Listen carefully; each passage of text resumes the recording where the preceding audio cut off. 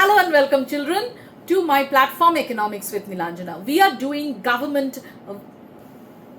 Hello and welcome, children, to my platform Economics with Nilanjana. We are going to continue with Reserve Bank of India of the chapter Money and Banking, containing 6 marks. Comment macroeconomics in my comment section or press the WhatsApp button for the number given above to get the PDF of all the chapters, PowerPoints of macroeconomics, and 40 mark stimulation of each and every chapter, including 10 MCQs from each of the chapters. So embark on the journey with me. So coming now, Reserve Bank of India, apex institution of the financial system of India.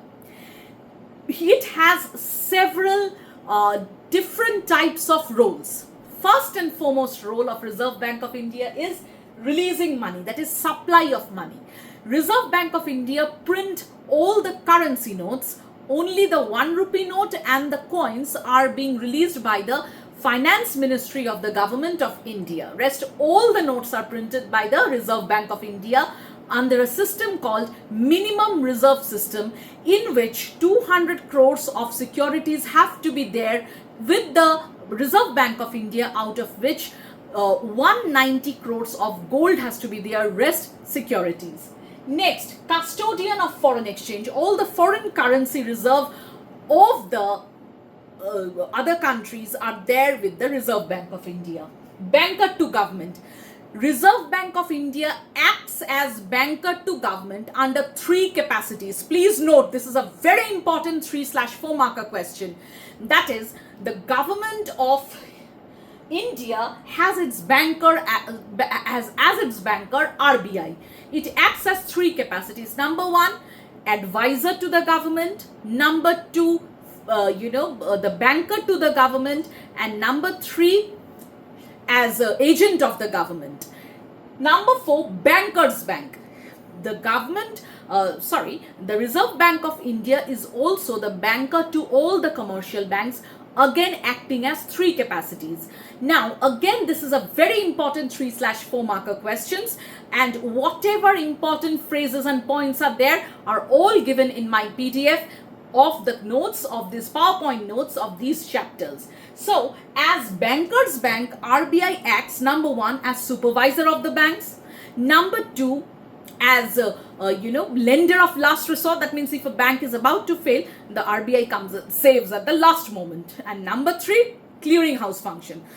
That means if checks of one bank to another has been issued such that there has to be a movement of 10,000 rupees from, say, ICICI to SBI, and movement of 20,000 from SBI to ICICI, then both the transactions or both movements will not happen. RBI will clear in such a manner that the balance 10,000 rupees from SBI just goes to ICICI, and there is no bilateral movement.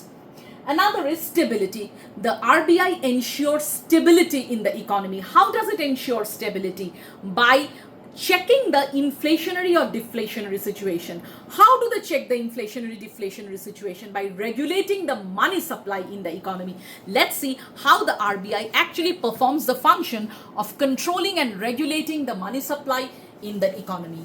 Let's see, these points. Stability or controlling money in the economy. The RBI actually controls money or the amount of money in circulation in the economy. How? By 2 methods. One is called quantitative tools, other one is called qualitative tools. Listen to this very, very carefully, children. Under quantitative tool, the first one is bank rate. Bank rate is the rate at which RBI gives out loans to commercial banks for long term without any securities. If the bank rate is increased, then the commercial banks will also increase the lending rate. As a result, people will borrow less because market rate of interest has increased. If people borrow less, there will be lesser money supply. People will have less money in their hands. As a result, inflationary situation will be controlled.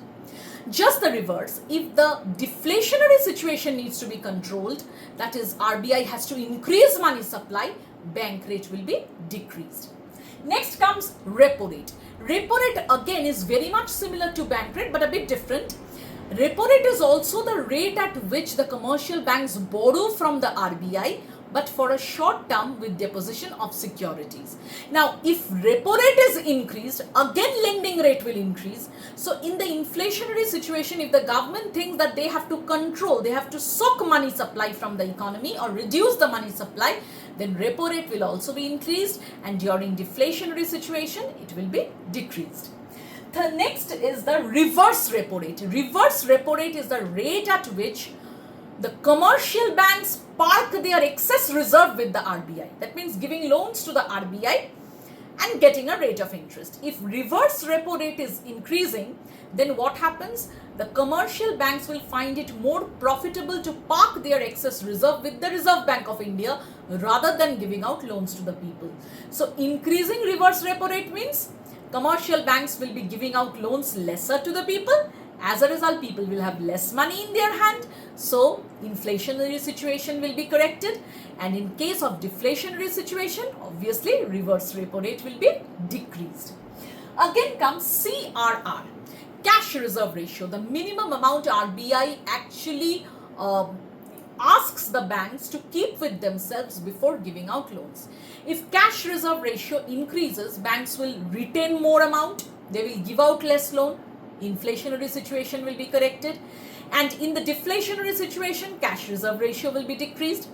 Statutory liquidity ratio. Statutory liquidity ratio is the ratio of the cash, vault cash with the commercial banks and incumbent securities, non-incumbent securities. So what happens if SLR is increased? Banks will keep more cash, they will lend less. So inflationary situation will be corrected and vice versa. Next is OMO, open market operation. Here where the agency function of RBI comes. RBI acts as an agent of the government to sell government securities in the market. If there is inflationary situation and money supply has to be decreased, RBI will start selling securities and capture, soak all the liquidity, that is the money from the economy, so that inflationary situation can be combated. In the deflationary situation, just the reverse will happen. Government will want, or the RBI will want, more money in the hands of the people so that they can buy more. So in order to release more money, the Reserve Bank of India will buy back all the securities from the people, so that people now have more money in their hand, they spend more, aggregate demand increases in the economy, and the deflationary or depression situation is corrected.